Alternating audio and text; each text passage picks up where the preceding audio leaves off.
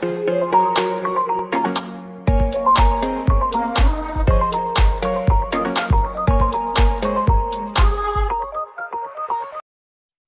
everyone. Welcome again to the Hollywood Makers. And today I am very happy to have a very special guest. Her name is Lin Tam. She is a media producer, a creative technologist, an expert in animation and artificial intelligence. And she's here to tell us a little bit about what artificial intelligence means to her now that she is becoming also a creative in the aspect of storytelling using this new technology as an advantage to her. Lynn, thank you so much for joining us. You have had such a successful career as a producer, and now with this background that you have in journalism and advertising and media, I want you to tell us a little bit about your story so our listeners and our viewers can take in this journey that you've done in your personal story. And also, how did that go into animation, within everything that you do? Oh, it's a lot. So tell me a little bit about you. Sure. Well, thank you first for having me. This is really exciting to be chatting with you as well. I know we've been in contact, for a bit. Yes. My journey actually, like most journeys, did not start at the point A. It led to like A to B to J to Z to back to A, like most journeys in life. So, I started off in journalism with an emphasis in advertising, as you mentioned. And I never really, practiced my journalism or my advertising skill. What happened was I went back to school after I graduated, and I have now a tech degree that I went back for. So from that tech degree, I then started working for a bunch of tech startups. And a lot of the tech startups that I worked for was a hybrid between entertainment and tech.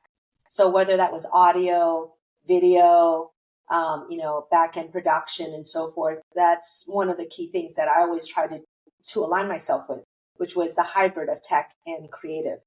And so during this time, I was building up all of my tech skills, and I was managing teams, building teams from the ground up, and working for a whole bunch of startups.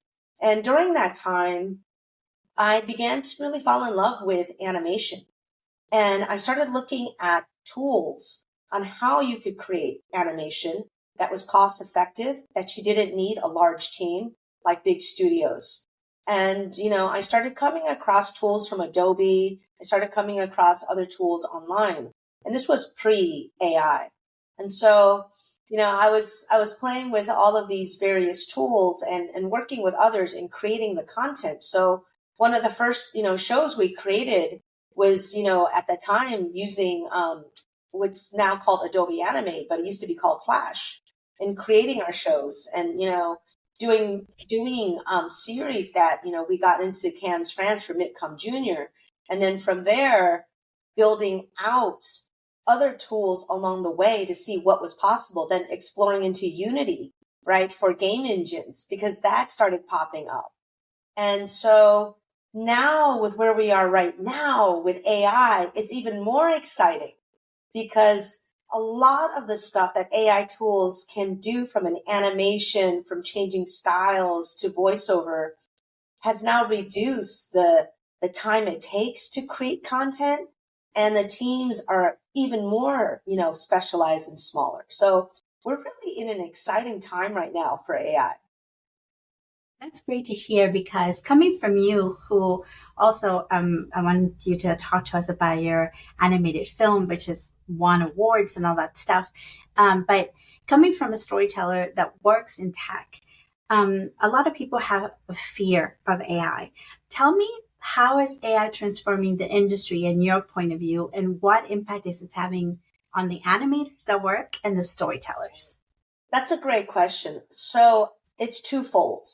One is that now we're able to create amazing content in a short amount of time, right? So there's so many things you can do with AI, from character creation, character consistency to style, that before you would need a good team, or you would need really senior people in animation to really bring that to life. And now what I'm seeing just from the landscape is you can be one individual creating an entire show or even short clips for YouTube using AI, or it could be 2 to 3 people using that. What I'm Yeah. seeing now is that before it was, creative pushing tech. Now it's the other way around. It's tech pushing creative, where the Yeah. creatives are picking up and quickly trying to learn as much as possible on the tech side for the tools, right? So we're talking about prompt engineering. We're talking about learning how to do understanding these large language models, because every AI platform is different. So from Right. Midjourney to Dolly is all different. And how do you, prompt the best to get what you're looking for? So I hope I answered your question. Yeah, I think because you see it from a perspective that you are engaged in it, you're not scared of it because you already know the tech part. So like it's like seamless for you because you're combining the creative and the tech. I think one of the scary parts for this new technology is when everything is so new and people are like, oh, it's going to take jobs and all that other stuff. But the idea that you become an engineer in your own way of like the prompt engineering, I think that's a great way to give advice to people in the industry that if you want to not be afraid of something, then join in and learn, right? Like become a student again of the new technology. Otherwise you get left behind. It doesn't have to be scary as long as you're proactively learning like you did. Because you were doing stuff before AI came in and you were like so into tech and storytelling. So now AI is just becoming a tool, not something that you should fear, right? That's correct. And that's usually how I phrase it. You should see AI as a personal assistant to help you, right? To do the heavy lifting, the tedious tasks. Especially in Right. animation, there is a lot of tedious tasks that have to get done. For example, just animating a walk. That is very tedious for an animator. And so for Yeah. AI to do that so quickly, is one of the ways that you can see it as a personal assistant. In regards to the fear of taking jobs away, um, you want to see it from a different perspective, which is, AI is also adding jobs for particular skill sets. So, we touched upon it very quickly in this conversation about prompt engineering, right? That job did not exist. We can literally say like a year ago, a year and a half ago, if you had said to somebody 5 years ago, I'm a prompt engineer, they would be like, what? What are you talking about? What is that? You're an Right? engineer, are you? Yeah. But now everybody, at least has some sense of what that means. And so, Exactly. that is one area where you would see growth for jobs. And even, you know, learning how to use, I would say the algorithms to create these large language models from an engineering perspective, that in itself is, a growing field, as well as research, R&D. Um, I would say though, in order to, not be afraid, you really have to dive in and just kind of play with the tools. I know it's really overwhelming because there's so many tools out there, but I would Mm-hmm. suggest, just getting started with one just to break the ice and then building upon it. Because, if you're jumping around across so many tools, you're not really becoming, very proficient in one. You kind of have a high level, but in this environment with AI, sometimes you just need to dive heavily into one to understand the concept, how it works, so that when you jump onto the second tool, it becomes much easier to move forward. Right. That's great advice. It's great advice because the more you want to learn something, you don't pick three books to learn at the same time. You kind of dive into one book, read that, get your feet wet, then go to the next. So, but yeah, there's so many tools coming out every day. It would be too overwhelming to try to pick at everything, kind of become an expert at one like you did, and then move on to the next stuff, right? So, talking about like the creative side of it, you have had the ability to combine your passion for storytelling and also animation. And now you are the chief creative AI officer for Immix. Is it Immix. Immix? I'm so Immix. sorry. So you have combined what the passion that we have to create storytellers and then animation and AI. And now you are definitely the chief creative AI officer at Immix. How did that go? How did that transition happen for you? How did you combine it all? It started with the short film Friendship, right? And so Friendship was done by hand. There was no AI at the time. So that project was done by hand. And so by doing that project, with a team and creating the whole storyline of it, that actually helped set the pace when, AI tools started coming out. Because by already knowing the entire process of how animation works, right? You Mhm. begin to see how the AI tools can build upon it. And so that then led, of course, to becoming the chief creative content officer, right, for the AI piece at Immix, is because it was already knowing the traditional side of animation and then building on top of it the AI piece of it. And so because of that, now we're looking at different ways of creating shows, creating content using this, with our own characters and building it within AI models. Awesome. That's awesome. So it just came in to add to something that was already there, and then just making the process easier, taking away the tedious task to make it easier to focus more on the creative, not so much on the technical, I guess, right? Yes, that's correct. And, by the time our film finished and it was released, I want to say it was probably about another like 4 to 6 months once the AI tool started coming out, right? So, first one, as we all know, was ChatGPT. And then, so you Yes. looked at it from writing scripts, right? And creating content of just writing. And then, of course, Text. Midjourney came out. And then you're like, oh, and then Dolly and Stable Diffusion. And you're like, oh, you mean I could write the script and then I could take a look at the characters, what it looks like. So it begins to follow the animation production process, and not just in animation, but any filmmaking, right? Yeah. Like anything, you first need an idea, then you need the script, the characters. So when you look at the tools being released, it does kind of follow that process. Right. It's a new world we're living in. Yeah, Can you tell us absolutely. more about Yeah. Can you tell us more about Immix and how you were using the AI to streamline animation production within the company? Yes. So with us, what we look at is first creating our own IP. So the IP is created by hand still, right? So our characters are still created by hand, and then we feed it through large language models. Then that is within our own private, I would say, large language to then build upon the characters and the world. And from there, from the script side and the story side of things, we have script writers, but we also utilize AI to help finesse the storytelling of it. And from the animation side of things, we look to a little bit of both, a hybrid of what AI can create and then what our, human animators can fine tune and tweak. From a storyboard perspective, now this gets really interesting. We would feed it Mm-hmm. through, AI to create the storyboards. And then we would have a senior storyboard artist refine and then tweak it as well. So there's a lot of, I would say, experiments that we're using right now for AI, because as you know, there's so many tools that come out.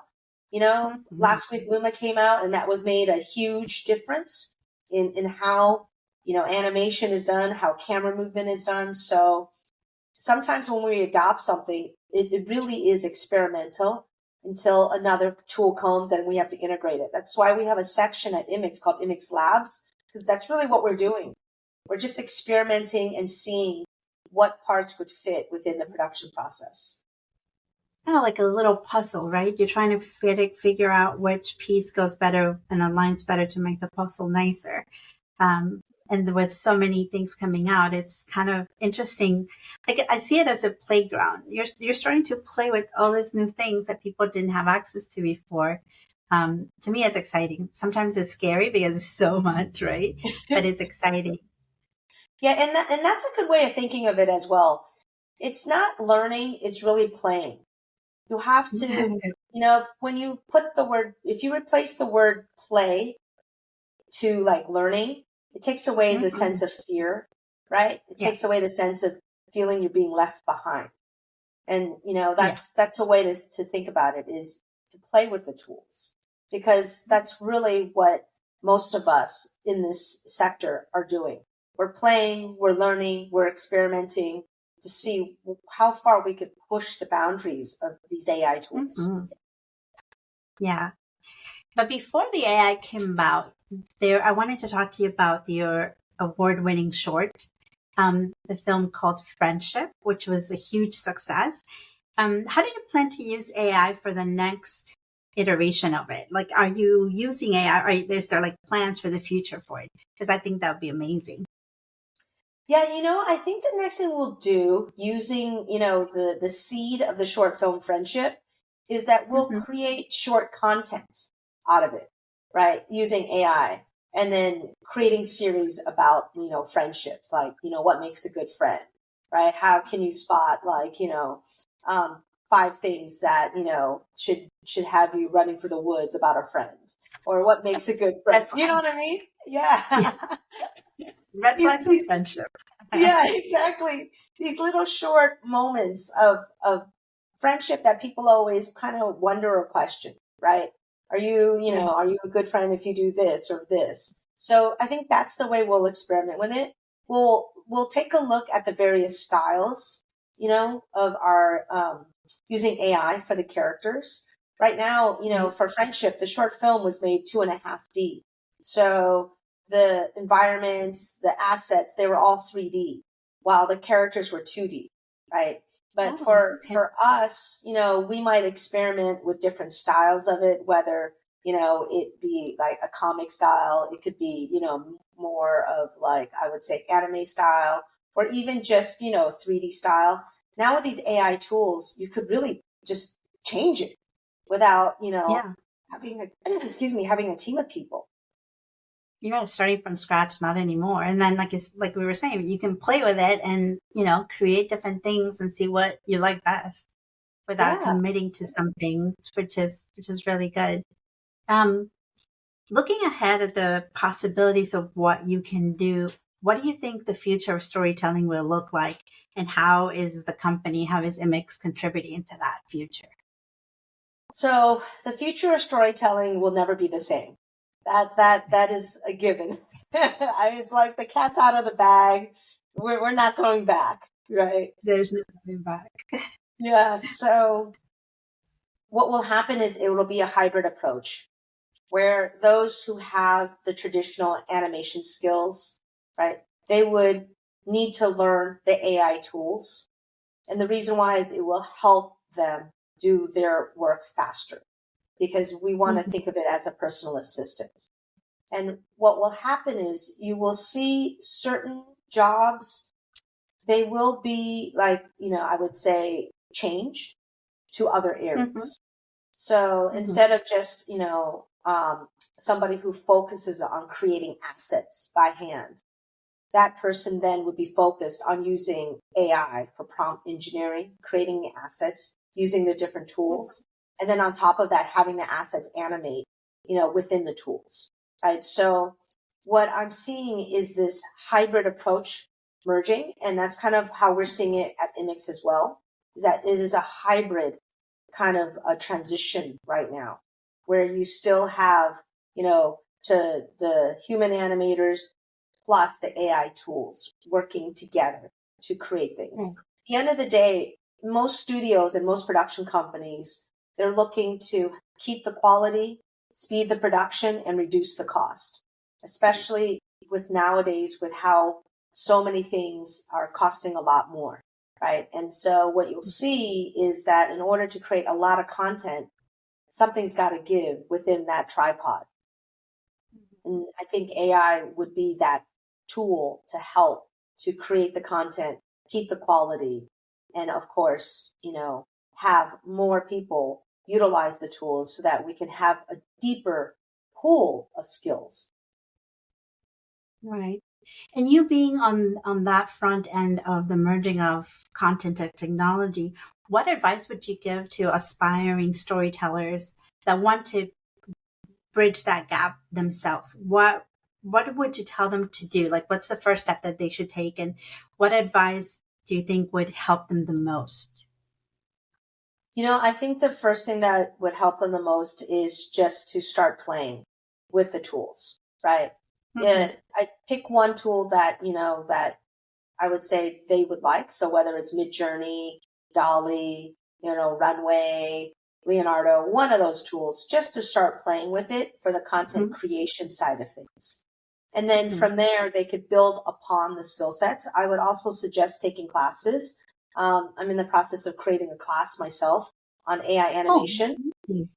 Yeah, just because I've, Sign me from up. all the talks and so forth, that people have Sign always me asked, like, do you have more classes, right? So I'm actually in the process of creating a master class on AI up. animation so that it'll take somebody who has no idea how to do AI from beginning to end. Wow. So that's another thing that I've been working on.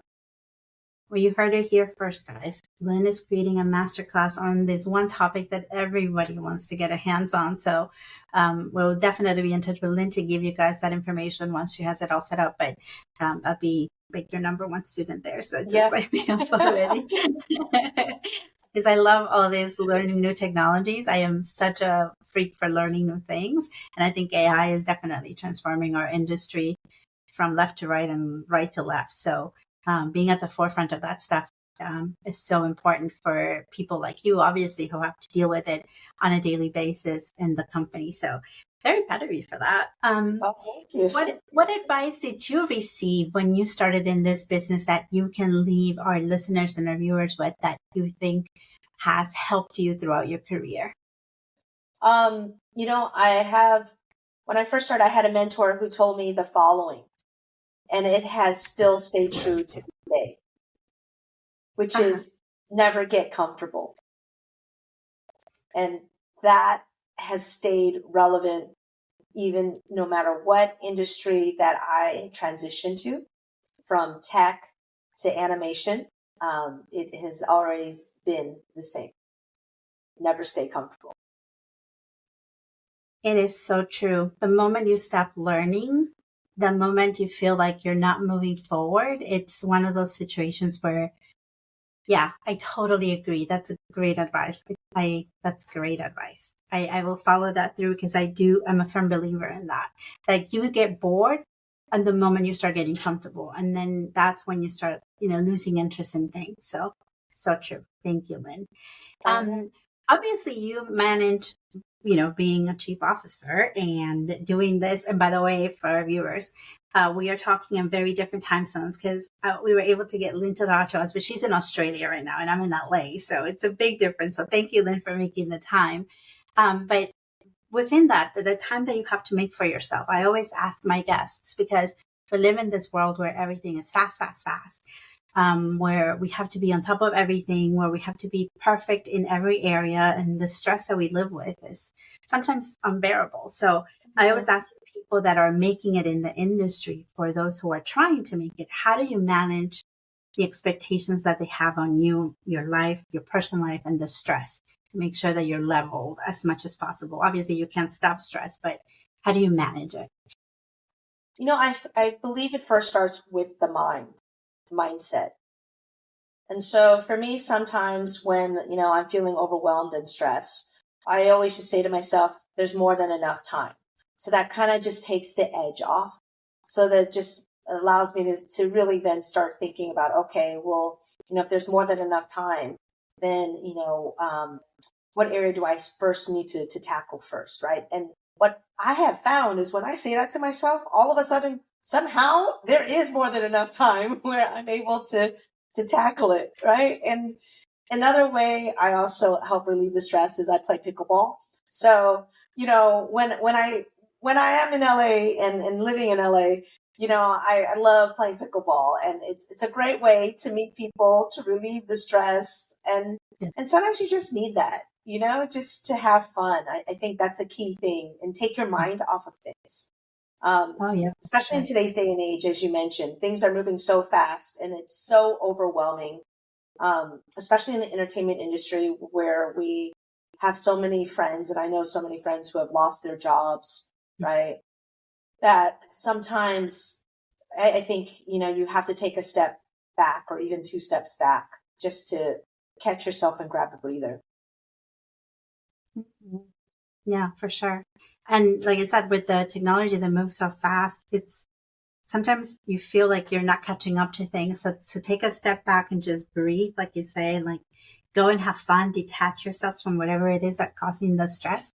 Um, it's usually the most helpful, at least for my case. So I hear it in your case. It works too. The fun part.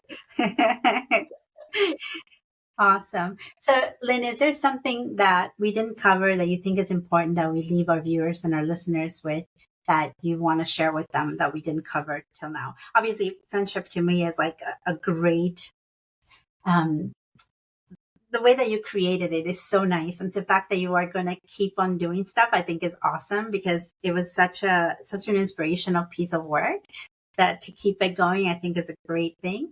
But is there anything else that people should expect coming from you that you want to let them know? Well, thank you, first of all, for the kind words of friendship. It's on YouTube. So for those who want to check it out, you can see it on YouTube. Just type in friendship, Immix or Lin Tam, and you can find it. Um, the comments on friendship have been really touching. I think, especially in today's day and age, where a lot of people feel really lonely. I think it's helped a lot of people to help them, look back at the friends in their lives and those that they do have to cherish it, especially since all of us went through COVID, right? It was the first time the entire world shut down, and it really made us slow down to really think what's important in life. So, to have that short film made and really to touch the lives of many has really been a blessing. And I feel that making the continuation of the stories will also help people with their friendships in life. And I would say also just the AI animation course that I'm putting together, I think will also help a lot of people, because a lot of people are in this, I would say, holding transition period of wanting to learn AI tools, overwhelmed, not sure where to start. So they start a bit, then they stop because they get confused on what has to get done within the prompt engineering side of things, right? Or sometimes, of course, it's just not knowing which tools to use, how to use the tools. And so I hope that, this course, as I, put it together, will help those who take it, and to really see the magnitude of what you can create using AI from a storytelling perspective. Yeah, that's awesome. See, I think that that's one of the reasons why the Hollywood Makers is important to us, to Rosie, who's the founder, and to me, because it's bridging that gap of the people that are making it in Hollywood and those who are in the first steps of it.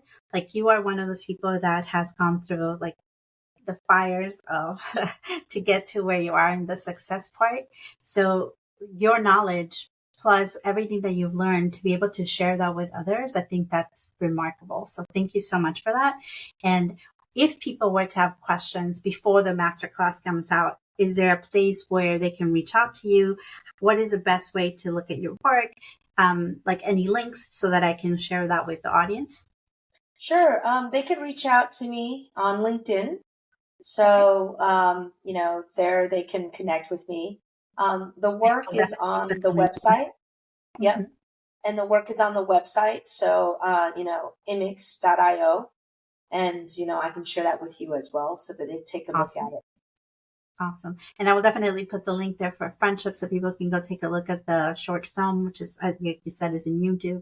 I recommend that everybody watches it because it's a work of art. And it's interesting because we're talking about the pandemic because you came up with this concept during the pandemic, right? Which is Yeah. interesting that to me because a lot of people for the pandemic was such a terrible instance with a lot of loss and pain, but it also helped a lot of people come out of this creative era because there was no alternative. Yeah, like you either Mhm. survived it and learned from it, or like you had to reinvent yourself. And I love that things like friendship came out of it.